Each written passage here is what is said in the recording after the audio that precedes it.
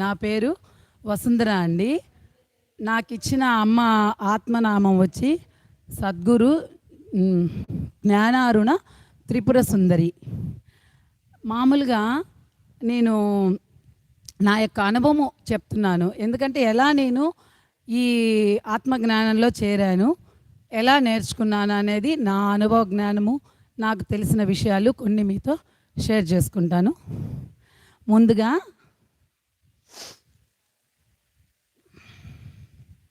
ఆత్మ బంధువులందరికీ ప్రణామాలు. ఆత్మజ్ఞానాన్ని విద్యను నేర్పించిన మా గురుమా ఆయన మంజులమ్మ గారికి హృదయపూర్వక పాదాభివందనాలు. మీ అందరూ కూడా ఒకసారి చప్పట్లతో అమ్మకి తెలపాలని కోరుకుంటున్నాను. అలాగే ఈ మార్గంలో అనుక్షణము మనకి మార్గదర్శనంగా ఉంటూ చక్కగా మనం నేర్పించిన వాటిని అన్నిటినీ మనం నేర్చుకోదలసిన అన్నిటినీ మోహన్ సారు ఆయన శ్రీ సత్యపూర్ణ జ్ఞాన సాక్షాన్య మహాత్మా అయిన మోహన్ సార్కి కూడా ఒకసారి అందరు చప్పట్లతో వాళ్ళందరికీ తెలుపుకుంటున్నా. నేను ముందుగా నేను ఎలా ఈ మళ్ళీ అలాగే సీనియర్ మాస్టర్స్ అందరు ఉన్నారండి.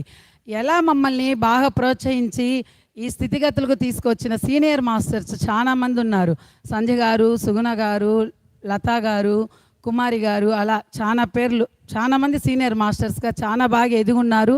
వాళ్ళ ద్వారా అమ్మ వాళ్ళకి చెప్పడము, వాళ్ళు ఎంతో భక్తి శ్రద్ధలతో మాకు నేర్పించడము, ప్రతిరోజు 1 గంట అనేది కేటాయించి మాకు నేర్పించడం, దాని ద్వారా మేము తెలుసుకొని ఇలా నేను ఈరోజు చెప్పగలుగుతున్నాను. నాకు అర్థమైనంత వరకు నేను ఇలా చెప్తున్నాను.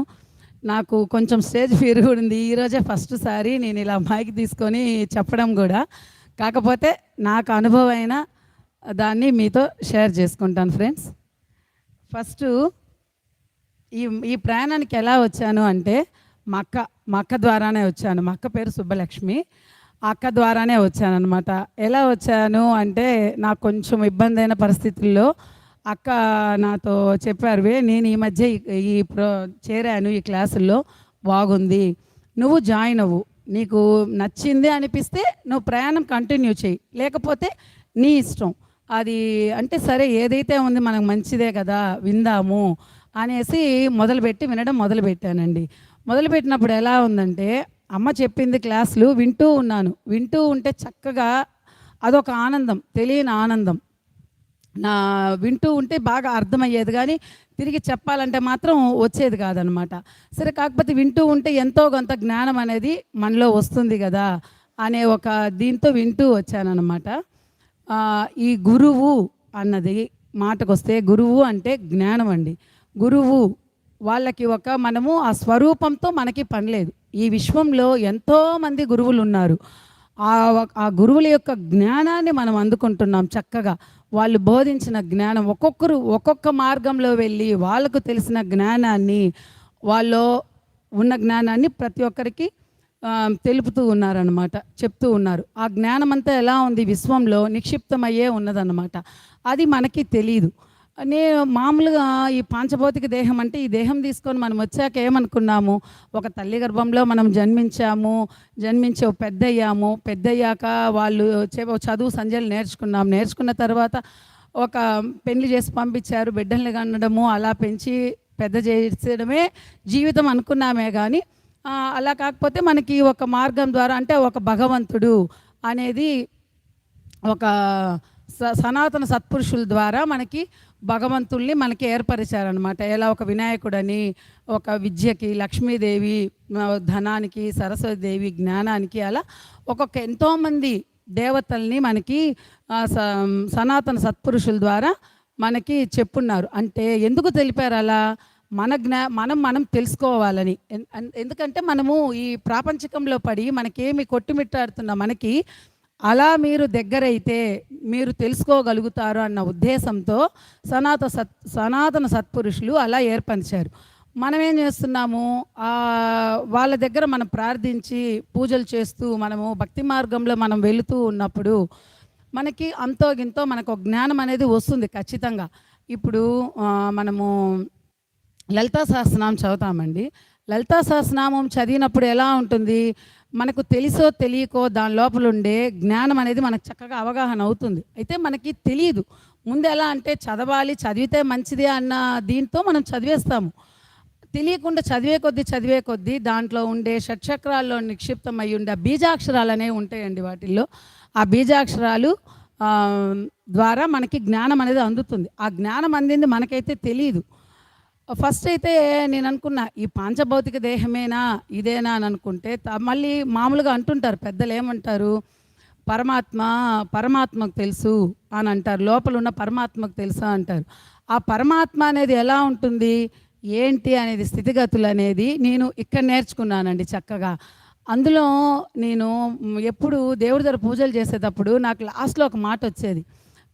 నాకు గురువు ఫస్ట్ బాబా ఎలా కనెక్ట్ అయ్యాడు అనేది నాకు కూడా తెలియదు అనమాట. బాబాని పూజిస్తూ ప్రార్థిస్తూ ఉన్నప్పుడు సచ్చరిత్ర అలాంటివి, గురుచరిత్ర అవి చదువుతూ ఉన్నప్పుడు మామూలుగా దాంట్లో ఆత్మ సాక్షాత్కారము అలాంటివన్నీ వచ్చేదన్నమాట. అలాంటిది నాకు కూడా కలగాలి భగవంతుడా అని ప్రతినిత్యము భగవంతుని ప్రార్థించేదాన్ని. ఆ నోట్లోంచి ఆ మాట ఎలా వచ్చిందో కూడా నాకు తెలియదు. ఆ భగవంతుడే నాలో రానిచ్చాడేమో అని అనుకున్నా నేను. ఆ ఆత్మ సాక్షాత్కారం నాకు పొందాలి అన్న దీనికే ఆ స్పందన ఎప్పుడైతే నేను పెట్టానో ఆ ప్రతిస్పందనగా మా గురువు ఆయన మంజులమ్మ గారు నాకు బాగా కనెక్ట్ అయ్యారనమాట. మరొకసారి చెప్పట్లా తల్లికి చక్కగా. అస్సలు నేను ఈ విద్యలో వచ్చాక ఎంత అనుభూతి పొందానంటే చాలా అనుభూతి పొందాను నిజంగా. ఒక్కొక్క రోజు అయితే సబ్జెక్ట్ వింటూ ఉంటే స్టార్టింగ్ అంతా ఒకేలాగా ఉండేదండి, నాకు పెద్దగా డిఫరెన్స్ తెలియదు. అయితే వింటూ ఉంటే మాత్రం ఆనందాన్ని మాత్రం పొందేదాన్ని. సరే నేర్చుకుంటాం ఎప్పుడో ఒకరోజు మనము చెప్పగలుగుతామనే కాన్ఫిడెన్స్ నాలో పెరిగిందనమాట. అదొకటి అనుకున్నాను. మనము అంటే ఎక్కడి నుంచి మనం వచ్చాము, ఫస్ట్ భగవంతుడి నుంచి కిందకు వచ్చాము, తిరిగి ఆ భగవంతుడినే మనము లీనమవ్వాలి. కాకపోతే ఈ మాయలో పడి ఎప్పుడైతే మనం జన్మ తీసుకొని ఇక్కడికి ఒక భూమి మీద పడినప్పుడు ఆ మాయ అనేది మనల్ని కమ్మేస్తుందండి. ఆ భగవంతుడు అలా చేస్తాడు. ఎలా మీరు ఎలా వస్తారు బయటికి, మళ్ళీ నన్ను ఎలా చేరుకుంటారు అన్న దీంట్లో మనల్ని పడేస్తాడు. అది కూడా నేను ఇక్కడికి వచ్చాకే తెలుసుకున్నానండి. ఎంతసేపటికి పిల్లలు, మన అమ్మ నాన్న, మన తల్లిదండ్రులు, మన బంధువులు, మన వాళ్ళు అని అనుకోనే జీవిస్తూ ఉన్నాను. కానీ ఎప్పుడైతే ఈ సబ్జెక్ట్తో మనం కనెక్ట్ అయినప్పుడే నాకు తెలిసింది మనము చేరాల్సిన గమ్యస్థానం ఇంకొకటి ఉంది, మనం వచ్చింది అందుకే అనేది నాకు బాగా కాన్ఫిడెంట్గా. అంటే ఈ ఆత్మ ప్రయాణం అనే ఒక ట్రైన్ ఎక్కేసాము మనం, అంతే, ఎప్పటికైనా గమ్యస్థానం మనం చేరుకుంటాము అన్న ఒక కాన్ఫిడెంట్ అయితే నాలో బాగా నిలబడిపోయింది. అలా నిలబడిన నాకు ప్రతిరోజు ఫస్ట్లో అమ్మ చెప్పారు, ఏం చెప్పారు, అమ్మ మీకు ఈ విద్య, ఇది ఆత్మజ్ఞానము అంత తొందరగా మీకు ఎక్కదు, మీకు బ్రహ్మజ్ఞానం అంటే అంత ఆషామాషి కాదు, చాలా కష్టతరమైంది. కాకపోతే మీరు సాధన చేస్తే మాత్రం ఏదైనా సాధిస్తే ఏదైనా మనం సాధన చేయుమురా నరుడా, సాధ్యము కానిది లేదురా అన్నారు. చక్కగా ఎంత మనం సాధన చేస్తామో, మన భక్తి శ్రద్ధలతో ఎంత మనము సాధన చేసినప్పుడు ఖచ్చితంగా జ్ఞానాన్ని మనము పొందుతామన్న దృఢ సంకల్పం కూడా నేను ఆటోమేటిక్గా వచ్చేసిందండి నాలో. ఎప్పుడైతే వింటూ ఉన్నానో అమ్మన్నారు, ఇది మీకు పట్టుకోవడానికే సంవత్సరం పడుతుందని. కాకపోతే నాకు సంవత్సరం కాదండి, నేను అనుకున్నా ఫస్ట్లో, అమ్మ సంవత్సరం పడుతుందా, 6 నెలల్లో నేర్చుకోలేమా అని అనిపించింది. కానీ నాకు 4 ఏళ్ళు పట్టిందండి, ఖచ్చితంగా 4 ఏళ్ళు పట్టింది. ఎప్పుడైతే నా నోట్లో నుంచి ఈ మాట వచ్చిందంటే నిజంగా తల్లి దయ, సీనియర్ మాస్టర్స్ దయ. మీరు చెప్పగలుగుతారు, మీరు చేయగలుగుతారు, మీరు చెప్పండి. మీరు ఎప్పుడైతే నోరు విప్పి చెప్పగలుగుతారో అప్పుడే మీ లోపల నుంచి బయటకు వస్తుంది, లేకపోతే రారు. మీరు ఎక్కడేసిన గొంగలు అంటే అక్కడే ఉన్నారు మంగళ అన్నట్టు మీరు అక్కడే ఉంటారు, మీలో మార్పు అనేది రాదు. ఎప్పుడైతే మీరు చెప్తూ వస్తారో లోపల మీ యొక్క ఇదనేది ఫ్లో అనేది వస్తుంది. ఎలా అయితే మామూలుగా అమ్మ నాకు ఎగ్జాంపుల్ కూడా చెప్తూ ఉంటారు, బోరింగ్ పంపులో నీళ్లు పోసి కొడుతూ ఉన్నప్పుడే ఆ నీళ్ళకి ఈ నీళ్ళు కనెక్ట్ అయ్యి ఆ లోపల అనేది బయట పుషప్ అయ్యి మనకు వాటర్ చక్కగా వస్తుందన్నమాట. అలాగే మీరు ఎప్పుడైతే చెప్తూ పోతూ ఉంటే మీ లోపల జ్ఞానం అనేది కొంచెంగా ఒకేసారి రాదండి. జ్ఞానం అనేది కూడా అంత తేలిగ్గా రాదు, కష్టపడాలి. ఎంత మీరు నిదానంగా ఓపికగా మనం తెలుసుకోవాలి. ఇది ఆత్మ జ్ఞానం అంటేనే మనల్ని తెలుసుకోవడమే. ఎదుటోళ్ళని పక్కన వాళ్ళ గురించి మా వాళ్ళ గురించి తెలుసుకునేది మాత్రం కాదండి. ఆత్మ జ్ఞానము అంటే నిన్ను నువ్వు తెలుసుకోవడము, అంటే మనల్ని మనం తెలుసుకోవడమే. ఇన్ని రోజులు ఎదుటోళ్ళ గురించి పక్కన వాళ్ళ గురించి ఆలోచిస్తూనే వాళ్ళేంది వీళ్ళేందని అనుకుంటూనే ఉన్నాము.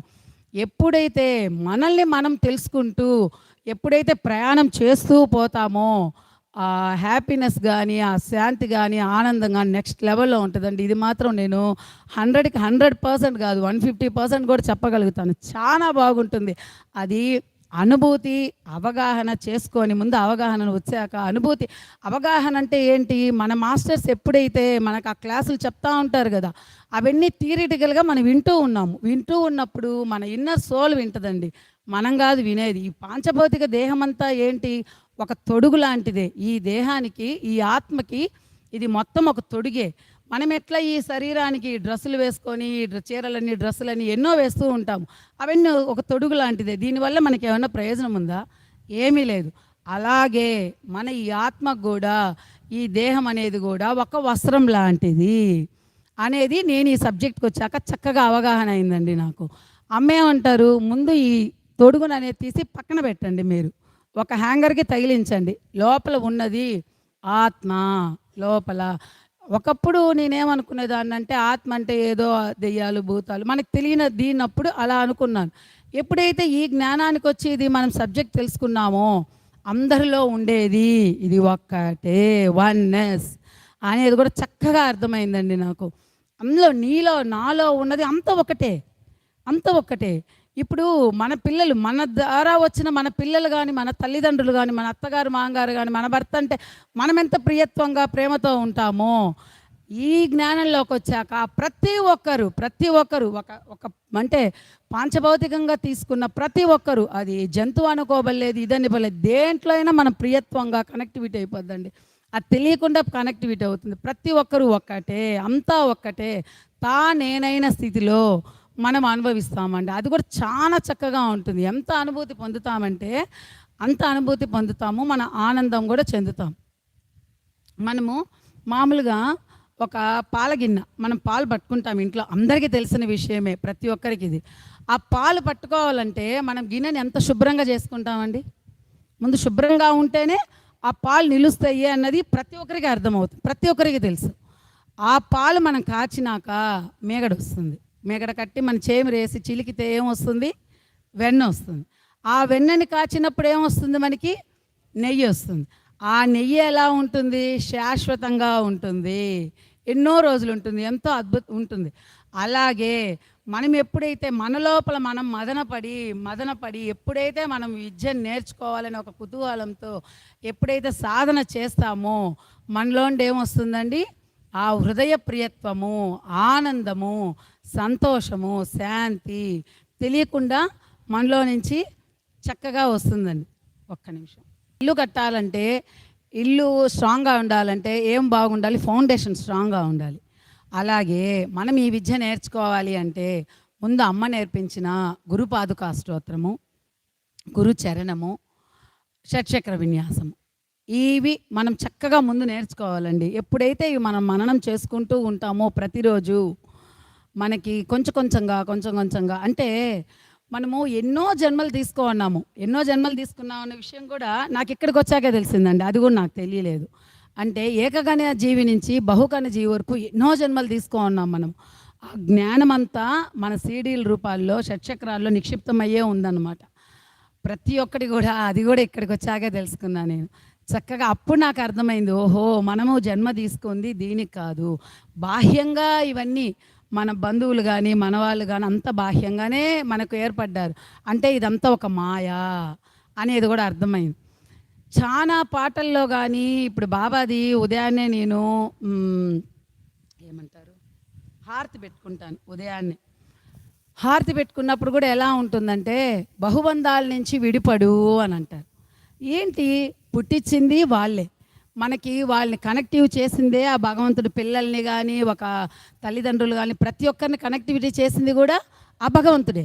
మళ్ళీ ఏంటి విడనాడండి, ఆ బంధుత్వాన్ని విడనాడంటే ఎలా విడనాడతాము, ఎలా తెలుసుకుంటాం మనము, ఎలా ఏంటి, పెట్టింది ఆయనే, మళ్ళీ విడిపించుకోమని చెప్పింది ఆయన అంటే ఎలా అనేది కూడా నాకు దీంట్లోనే సమాధానం దొరికింది.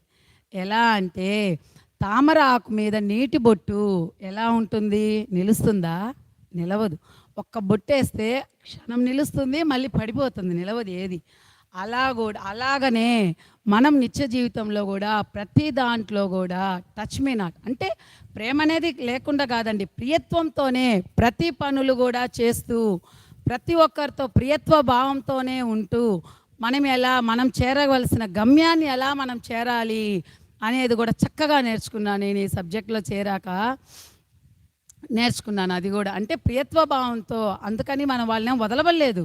మనం ఎందుకు వచ్చామో, మన కర్మలేంటో అవన్నీ తీర్చుకుంటూ కూడా చక్కగా ఈ జ్ఞానాన్ని మనం తెలుసుకుంటూ ఉన్న స్థితి నుంచి ఉన్నత స్థితికి ఎలా ఎదగాలి, ఎలా మనం ఆ పాయింట్ని మనం గమ్యస్థానాన్ని మనం ఎలా చేరాలి, ఆ శివత్వ స్థితికి అక్కడి నుంచే మనం వచ్చామండి. అక్కడికి మళ్ళీ మనం ఎలా చేరాలి? ఈ మాయ అనేది అనుక్షణం కమ్మేస్తూనే ఉంటుంది. అది కూడా నేను గమనించాను. ప్రతి క్షణం అది మనసు చంచలమైనది, అది మన కంట్రోల్లో ఉండదు. ఎప్పుడు మనల్ని టెస్టింగ్ చేస్తూనే ఉంటుంది. ఆ టెస్టింగ్లో కూడా మనము దాంట్లో నుంచి బయటికి ఎలా రావాలనేది కూడా తెలుసుకున్నాను నేను. అంటే ఎరుక స్థితి, దాన్నే ఎరుక స్థితి అంటారు. ఆ క్షణంలో మనం ఎలా ఎరుక స్థితిలో మనల్ని మనం గమనించుకుంటూ ఎలా మనం బయటికి రావాలి అనేది ఎప్పుడైతే మనము తెలుసుకోగలుగుతామో ఈ మార్గం అంత సులభంగా ఉంటుందండి. ఆ తల్లి అయిన మంజులమ్మ గారు ఎన్నో అనుభవాలు తెలుసుకుంటూ ఎన్నో నేర్చుకుంటూ ముళ్ళబాటల్లో తను నడిచి మనకి పూలబాటే వేశారండి. వేసిన తల్లిగారికి మరొక్కసారి చప్పట్లతో కరతాళ ధ్వనులతో మనం తెలుపుకుందాం. అంత చక్కగా అమ్మ ఎన్ని కష్టాలు పడ్డారో, ఎన్ని నేర్చుకున్నారో. మనకైతే ఏమంటారు, గోరు ముద్దలు తినిపించినట్టు తినిపించారండి ఆ తల్లి. నిజంగా నాకైతే ఆనందం, విపరీతమైన ఆనందం. ఆ తల్లి ఎంత చక్కగా మనకు ఆ విద్య నేర్పించారంటే అంతటి లోపల తెలియకుండా ఆనందం పులకించిపోతూ ఉంది. అంతటి విద్యని చాలా నాకు అంత సంతోషం వేస్తూ ఉంది. ఇది ఆనంద బాష్పాలే, నేను బాధపడట్లేదు, నాకు ఆనంద బాష్పాలు అలా వస్తున్నాయన్నమాట. అంతటి చక్కటి విద్యని నేను అమ్మ ద్వారా తెలుసుకోగలిగాను అన్నమాట. ప్రతి క్షణము తను ఎదగడం కాదు, అమ్మ నేర్చుకున్న విద్యని నలుగురికి చెప్పాలి, ఆ ద్వారా ఇంకొక నలుగురు ఎదగాలి అన్న తల్లి తపన ఎంత బాగుందో అంటే అంత చక్కగా నాకు అనిపించింది. ఎట్లా అంటే ఇప్పుడు మన బిడ్డలు ఎదిగి ఒక మంచి దారిలో ఉన్నప్పుడు మనకెంత సంతోషం వేస్తుంది. మన జన్మ తీసుకొని మన బిడ్డలకి ఇచ్చినప్పుడు ఎంత సంతోషం వేస్తుంది. ఆ తల్లికి కూడా అంత సంతోషం మనం ఎప్పుడైతే ఇలా చెప్పామో ఆ తల్లిలో కూడా అంత సంతోషం మనం చూడగలుగుతాం అనేది కూడా నేను తెలుసుకోగలను. ఎందుకు మీరు చెప్పరు? చెప్పండి. మీరు నోరు విప్పి ఎప్పుడు మీరైతే చెప్పగలుగుతారోనే మీలోని ఒక్కది బయటకు వస్తుంది అని అంటారు అమ్మ. అలా అన్నప్పుడు నాకు అనిపిస్తుంది, ఏందబ్బా ఎప్పుడు మైక్ ఆన్ చేసి క్లాసులు మనకు జరుగుతాయి కదా 9 నుంచి 10:30లో, ఎప్పుడు నోరిప్పి చెప్పినా కానీ ఒకటి మాటలు వస్తాయి, 2 మాటలు వస్తాయి, 3వ మాటకి అమ్మ నాకు లోపల ఉంది కానీ బయటకు చెప్పలేకపోతున్నాను అనేదాన్ని. ఏందిరా ఆ తల్లి ఇంత నేర్పిస్తుందే, మనం ఏం చెప్పలేకపోతున్నామని ఒక బాధ, చాలా బాధపడేది అనిపించేది. కానీ ఒక కాన్ఫిడెన్స్ ఉంది, నేను ఆ ట్రైన్ ఎక్కాను, నేను చేరుతాను. అదే ఒకే మాట, నా గమ్యం చేరుతాను, నేను ట్రైన్ ఎక్కాను, నేను చేరుతాను. ఆ ఒక దృఢ సంకల్పం నాలో మాత్రం బాగా నిలిచిందండి. నేను ఈరోజు కాకపోతే రేపు చెప్తాను. మా పిల్లలు కూడా అనుక్షణం వినేవాళ్ళు. రోజు 9 o'clock నేను ఎప్పుడైతే స్పీకర్ ఆన్ చేసి పెడతానో అంతో ఇంతో వాళ్ళు కూడా వింటారు. ఇన్ని నవ్వేవాళ్ళు వాళ్ళు కూడా. ఏంది మా ఎప్పుడు అమ్మ అడిగినా కానీ నువ్వు నోరిప్పి నాకు లోపల రాలే బయటికి రాలే నవ్వేవాళ్ళు మా పిల్లలు. నవ్వినా కానీ పర్వాలేదు, చెప్తాను ఉండండి, మీకు ఎందుకు ఒకరోజు చెప్తాను నేను కూడా అన్న సంకల్పం నాలో అయితే ఉనింది. అది అవకాశం ఈరోజు నాకు వచ్చింది చెప్పడానికి. ఆ గురువులు కూడా మనల్ని ప్రోత్సహిస్తున్నారు, చక్కగా మీరు చెప్పగలుగుతారు, నోరు విప్పి మీరు చెప్పండి, చెప్పగలిగితేనే సబ్జెక్ట్ అనేది మీలో నుంచి వస్తుంది అనేది. తర్వాత అమ్మ గురుదీపాల గురించి చెప్పారండి. ఆ గురుదీపాలు చక్కగా మీ ఇంట్లో పెట్టుకోండి. అంటే భావనా విన్యాసం అంతా, మీరేమి దీపాలు పెట్టి నూనె పోసి ఒత్తులేసి వెలిగించాల్సిన అవసరం లేదు.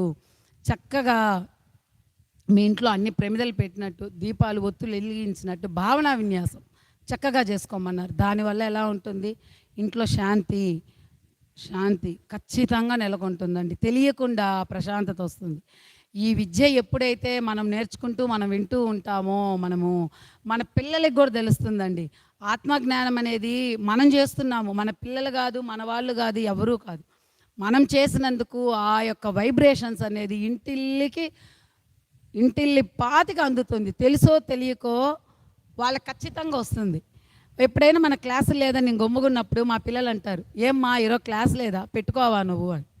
అంటే వాళ్ళలో కూడా అంతో ఇంతో నేను ఏదైనా చెప్పి ఆపేసానంటే వాళ్ళే అందుకుంటారు. అంటే విన్నదానికి నాకన్నా నే ఒక నేర్చుకున్న నాదికన్నా నేర్చుకున్న నాదానికన్నా విన్న వాళ్ళకి అంతో కొంతో ఖచ్చితంగా వస్తుందని అమ్మ చెప్పడము, దాన్ని నేను ప్రాక్టికల్గా నా పిల్లల దగ్గరే చూశాను. నేను చక్కగా ఎంత ఒకసారి మనం కోపంగా ఉన్నా కానీ ఆ క్షణమే కోపం వెంటనే ఆ ప్రియత్వ భావం తెలియకుండానే మనలో నుంచి వస్తుంది.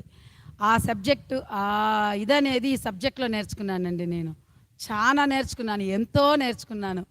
చెప్పాలంటే ఎంతో చెప్పుకుంటూ పోవచ్చు. నేను సబ్జెక్ట్గా ఏం అసలు చెప్పలేదు. ఈరోజు సబ్జెక్ట్గా చెప్పాలంటే ఎంతో ఉంది. ప్రతి ఒక్కటి అంటే ఈ జ్ఞానానికి మెయిన్ 7 పాయింట్స్ అండి. మనల్ని మనమే తెలుసుకోవచ్చు. మనం ఒకరినిపై అడగబడలేదు, నేనంతే ఎదిగాను అనేది ఒకరినిపై మనం అడగబడలేదు. మనలో ఉన్నది మనకే అర్థమవుతుంది చక్కగా ఆ 7 పాయింట్స్ ద్వారా. ఆ 7 పాయింట్స్ ఏంటంటే స్వప్రకాశము, సర్వవ్యాపకము, సర్వజ్ఞత, సర్వశక్తి సంపన్నము, స్థితప్రజ్ఞత, సచితానందము, సాక్షణ్యత్వం. ఈ 7 పాయింట్స్ మనం తెలుసుకోవడానికే అది ఒక్క క్షణమే అండి మన దాంట్లో మనకు పట్టేది. ఆ కాలంలో మనము చేసే ఆ ఒక్క క్షణంలో జరిగే ఒక్క పనిని గురించి తెలుసుకోవడానికి ఇన్ని పాయింట్స్. ఈ ఇన్ని పాయింట్స్ మనకు నేర్పించేదానికి అమ్మ ఎన్ని క్లాసులు చెప్తారు. మనలో మనము తెలుసుకొని మనం ఎరుక స్థితిలో మనము నేర్చుకునే దాన్ని మనం తెలుసుకోవడానికే ఆ గురువులు, ఇంతమంది గురువులు ఇంత జ్ఞానాన్ని సంపాదించి ఎంతో జ్ఞానం ఉంది ఈ విశ్వంలో. ఆ జ్ఞానాన్ని మనం అందుకోవాలంటే మనం తరోగా ఉండాలండి. మన దేహం, మన హృదయం ఎలా ఉండాలి? ప్రియత్వ భావంతో శూన్య స్థితిలో ఉండాలి. అప్పుడే మనం దాన్ని అందుకోగలము. ఎలా అంటే ఇప్పుడు పాలు పాడైపోయిన గిన్నెలో పాలు పడితే మీకు పాలు నిలుస్తాయా? పాడైపోతాయి. అలాగే మనం ఎంత శుద్ధంగా హృదయ స్థితి ఎదిగి ఎంత ప్రియత్వ భావంతో మనం ఉండగలిగితే అప్పుడే ఆ కనెక్టివిటీ అనేది, ఆ గురువులు అనేది చక్కగా మనకు అందిస్తారు. మనం రిసీవ్ చేసుకునే కెపాసిటీ కూడా మనకు వస్తుందండి. లేదంటే రిసీవ్ చేసుకోలేం. ఎలా అంటే ఒక ఎగ్జాంపుల్, ఒక కవర్ ఉందండి, ఒక 5 కేజీల కవర్ ఉంది.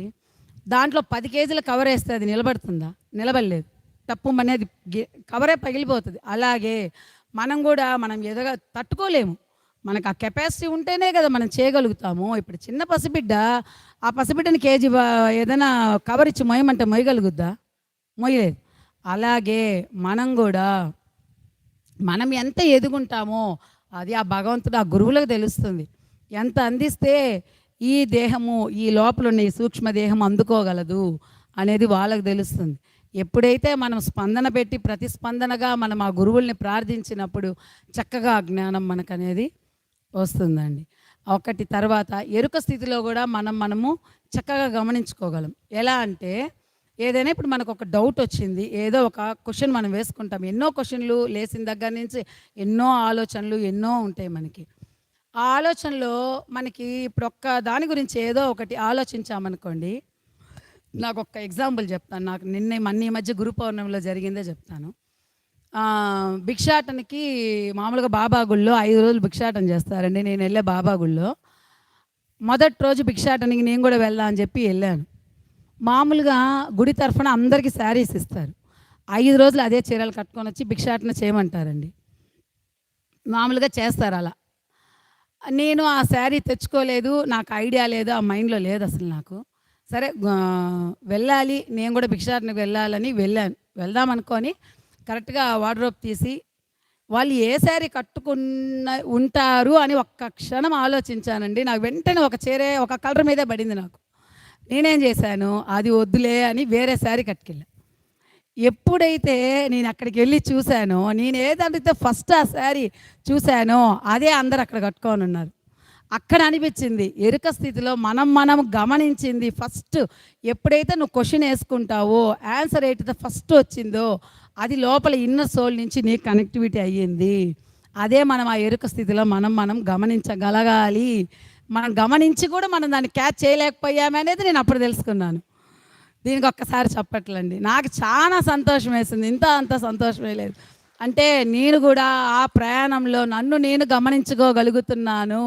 నేను ఆ తల్లిని అడగబలేదు. ఆ తల్లి ఎన్నోసార్లు చెప్పింది చాలా మందికి, మీరు తెలుసుకుంటారు. మీ గమ్యం, మీరు చేరాల్సిన గమ్యం మీకే తెలుస్తుంది. మనం ఒక మహాకారణం చేత భూమి మీద పుట్టామంట. అది కూడా నాకు తెలియదండి. ఈ క్లాసులకు వచ్చాక ఆ తల్లి చెప్పాకే అది కూడా తెలుసుకున్నాను. అలాంటి అంటే అప్పుడు నాకు అనిపించింది, ఓహో ఈ బాహ్య ప్రపంచం అంతా బాహ్యమే. అప్పుడు అర్థమవుతుంది. ఏ గురువు ఏ మాట చెప్పినా కానీ మొత్తం అర్థం కాకపోయినా అంతో ఇంతో తెలుసుకోగలుగుతున్నాను. అప్పటి నుంచి నేను చక్కగా బాగా అర్థమవుతుంది. ఎక్కువ అర్థం కాకపోయినా అంటే ఫండమెంటల్స్లో పడుతున్నాం. ఇప్పుడిప్పుడు ఆ చిగురు అనేది విత్తనాలు అనేవి పడ్డాయి, చిగురుస్తుంది అనే సంతోషము నాకు చాలా. ఏదైనా ఒక స్తోత్రాలు చదివినా, ఒక పాటలు పాడుకున్నా దాంట్లో మొత్తం అర్థం మనకు అయ్యేది కాదు. ఎప్పుడైతే ఈ జ్ఞానానికి వచ్చిన తర్వాత ఏది విన్నా ఏది చేసినా అంత అమ్మ చెప్పిందే కదా, దీంట్లో ఉన్నది అదే కదా. ఆ దక్షిణామూర్తి పరంపర నుంచి వచ్చాము మనము. చక్కగా ఆ గురువుని ఒక్కసారి తలుచుకొని నేను ఇది చేస్తున్నాను.